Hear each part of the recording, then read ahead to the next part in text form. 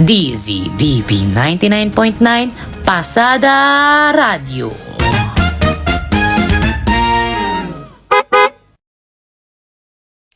Ang alamat ng kalderetang nawawala. Isang umaga sa baryo, nagising si Tintin na excited para sa kanyang kaarawan na matagal niya nang hinihintay. Yay! Birthday ko na din sa wakas!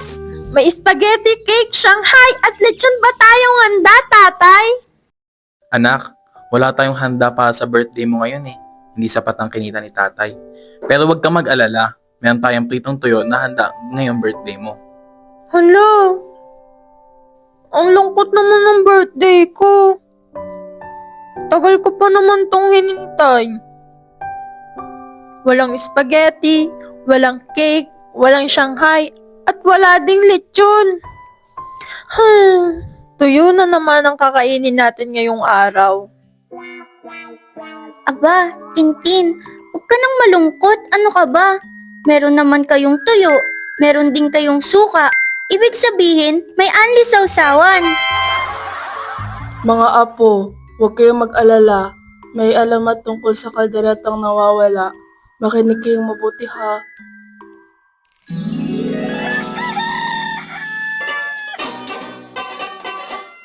Aba, walang handa? E di pa ang kasal ni Colette, walang bisita. Hoy, may bisita kaya? Ako nga lang ang kumain ng pansit. Aling Bebang, kahit walang handa, may paraan pa rin para maging masaya ang birthday. Oo nga, alam ko naman yun. Pero mas masaya kung may spaghetti, cake, Shanghai at lechon, no?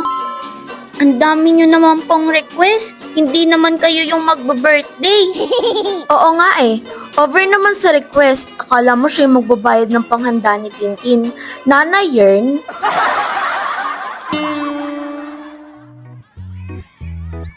Nagtipon ang mga bata sa plaza para pasayahin si Tintin na nalulungkot dahil tuyo lang ang kanyang handa para sa kanyang kaarawan.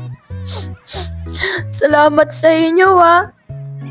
Pero sana may spaghetti kahit isang subo man lang. Huwag kang umiyak, Tintin. Mas masarap pa rin ang ngiti kaysa sa pansit. What? Makakain ko ba yung ngiti na yan, Maya? Oh, tumigil na kayo dyan dalawa. May dala akong biskwit. Pero isang piraso lang ha. Limited edition to, no?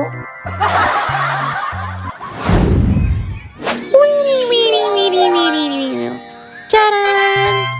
Mga anak ng baryo, ako ang kalderetang nawawala. Alam kong masarap ako, pero hindi ako naglalaman ng karne o patatas, kundi ng malasakit at pagbibigayan. Hala, kailan pa nagsalita ang ulam? Nababaliw na ata ako. Hindi, Tintin. Tama ang iyong naririnig. Ako ngayon nagsasalita. Bakit? Kayong mga tao lang ba ang may karapatang magsalita? Tama na, kaldereta. Kainin kita dyan eh. Ala! Wag! Ito naman hindi mabiro. At nagtawanan ang tatlo kasama na din ang kalderetang nagsasalita. Hindi mahalaga kung may handaan o wala. Ang tunay na pista ay ang pagsasama-sama, pagmamahalan at pagbibigayan. Tama ba? Aba, bakit may kalderetang nagsasalita dito? Pero tama ang kanyang sinabi. Sa tayo magkakasama at nagmamahalan, mayroong pista. Oo nga. At least, hindi rin calories. Pwede bang magbalot? Ito naman, tuyo na nga lang yung handa. Magsasharon pa.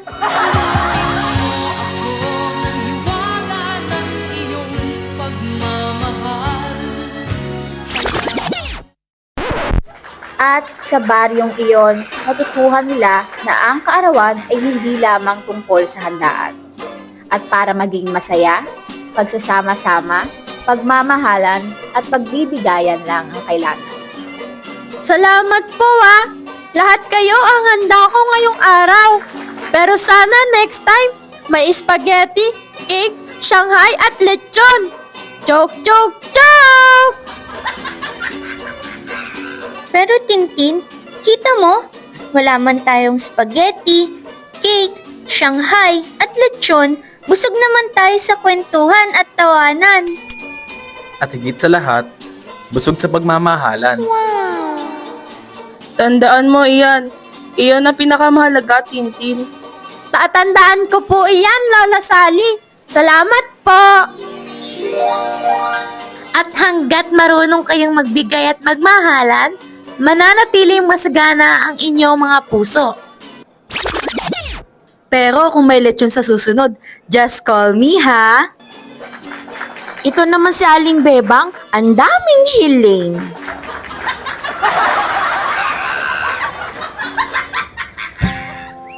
At doon nagtatapos ang kwento, ang alamat ng kalderetang nawawal.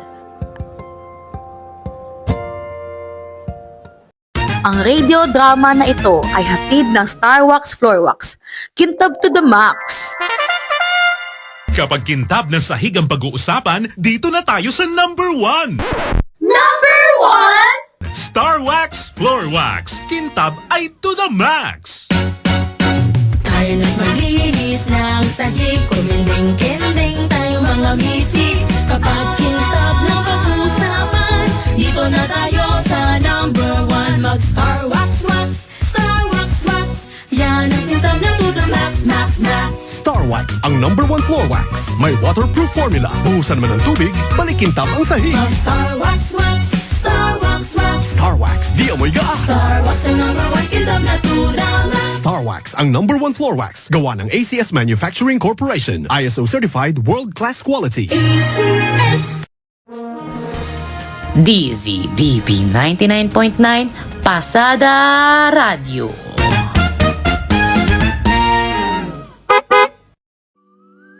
Do you guys wanna hear a live song? Kasi ako, oo. Actually, we have a guest singer. He's here and can't wait to introduce his new song. Alright, ayan. Without further ado, let us all welcome Kyuna.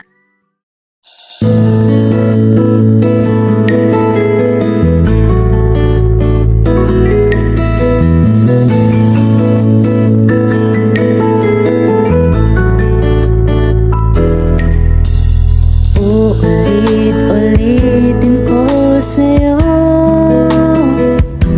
ang nadarama ng aking puso. Ang damdamin ko'y para lang sa'yo, kahit kailan ay hindi magbabago. Ikaw ang laging hanap-hanap sa gabi't araw. Ikaw ang nais kong sa tuwina ay natatanaw. Ikaw ang buhay at pag-ibig, wala nang ang iba. Sa aking puso'y tunay kang nag-iisa.